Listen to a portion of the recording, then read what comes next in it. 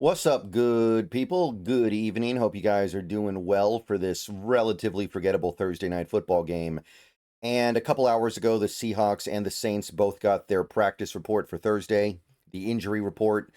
I wasn't able to make a video about it just then. I was doing some stuff at that time, but let's go ahead and talk about it now because we did see some new information. Not exactly what we wanted to see in some cases, but there was also some good stuff as well. So let's just pour through it and try to figure out what we can figure out here.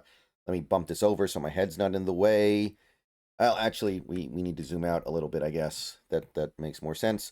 All right, so the positives here with this Seahawks practice report, and by the way, once again, shout out to Hawk Blogger for posting both injury reports in one tweet.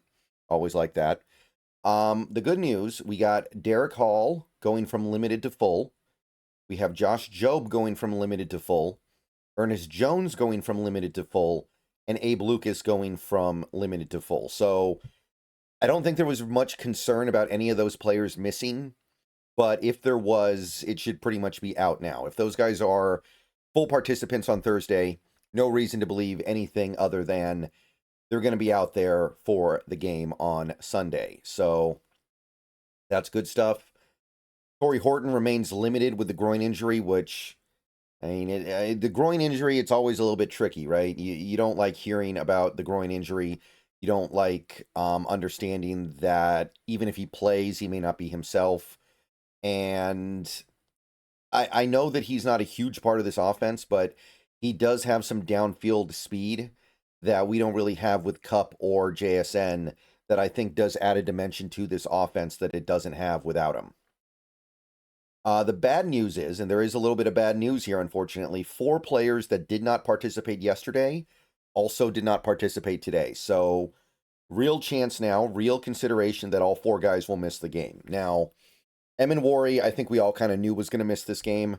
At the very least, I'm not expecting him to play, and I don't even know if I really want him to play. That just seems like too fast, right? Too much too fast. How can you go from having a high ankle sprain to playing in an NFL football game in 2 weeks? Just seems like a bad idea to me. So Emin Wari, I already kind of crossed him off in my mind, but he didn't practice. Zach Charbonnet also did not practice. So real chance that he misses the game now. We'll see what happens, but I think that at this point, maybe we're going to be seeing George Halani. Maybe we're going to see a little bit of a running back off the practice squad. Like maybe this is when you give Damian Martinez a call. If he's not on the practice squad right now, I can't remember if he's on at the moment. Maybe you go give him a call. I know that K9's coming off a great game, and I do think that K9 is the better running back, but Charbonnet has a significant and meaningful role he can play on this team. So I'm not sitting here saying that we don't need him just because he had a bad game on Sunday against the Steelers. Julian Love also did not participate with the hamstring injury, which he didn't practice last Thursday either, and he still played, and there was no concern. So I'm not going to read into that too much. But I will say that it's not super encouraging that he hasn't practiced yet all week.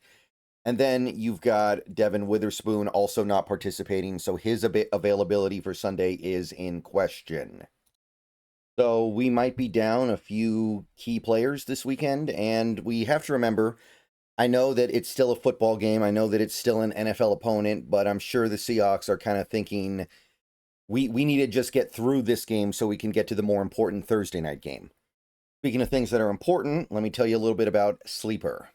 Before I go any further, I want to tell you a little bit about my friends over at Sleeper. If you're not using the Sleeper app for daily fantasy football this year, you are missing out on some great opportunities.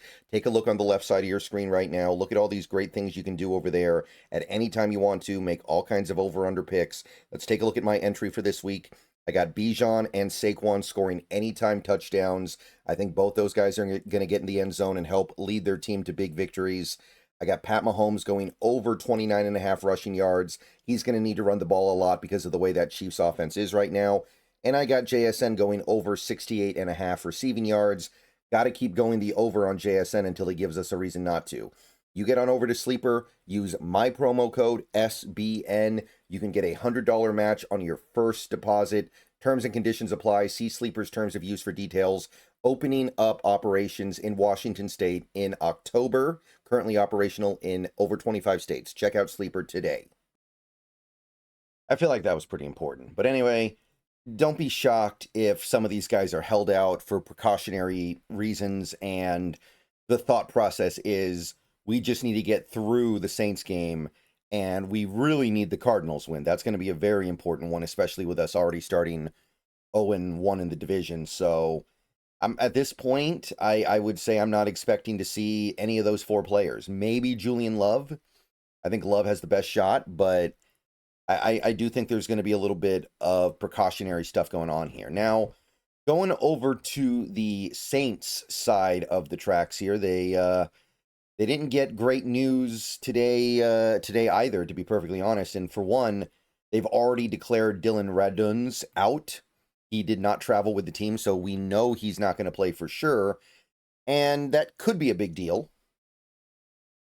If Trevor Penning is in any way unable to play effectively on Sunday, then Raduns would be his backup, and that would create a big problem, right? Because then you're down to your third stringer at left guard. Left guard, and what do you do then? And remember, Trevor Penning is trying to transition from tackle to guard as is. This is one of the first games. This might be the first time in his career he's actually lined up at guard. If it's a disaster, Raduns is kind of your backup plan there, and they're not going to have him. So beyond that, they had a new name added to the injury report today, which was Velez, the wide receiver. This was the guy they traded for from the Broncos. Hip injury, limited, so I'm sure he's going to play. But at the moment, this doesn't mean a ton to New Orleans because they have a relatively healthy receiver room with Olave and Shaheed and even Brandon Cooks. This is more of a problem if it were later in the season and those guys were banged up. But so far, those guys are holding up. So it's not a big deal for them yet. But even if you go beyond that, Fuaga did not participate today with his multitude of injuries. So at this point, I think you kind of conclude that he is not going to be playing. So he's probably out. That's your right tackle. And I already talked about Penning and Raduns and the impact there.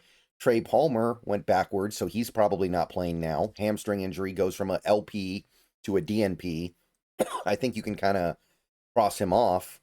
So not a huge deal because they, like I said, they have their 3 starting receivers, but now they're in dangerous territory if any of those guys get dinged. And all 3 of those guys are liable to get dinged because they've had injury problems in their careers. And Chase Young did not participate. He's probably not playing as well. At this point, I think you can kind of, I don't want to say assume it, but even if he does play, what's he going to be able to do? So things didn't really get better for New Orleans either, and they've got one more day, and we'll see what shakes out. But right now, looks like they're going to be hurting on the offensive line. Their depth at receiver is going to be hurting, and one of their key defenders also looks like he is out. All right, that is it for the injury report today. Please give this video a like, subscribe if you're new, click the bell. Become a channel member. Check out my video posted this morning over on the Bleacher Report. And everybody have a great rest of your day. Should be streaming on Twitch later tonight. Might not be until a little bit later. But keep an eye out for more videos tomorrow. And see you soon. Go Hawks.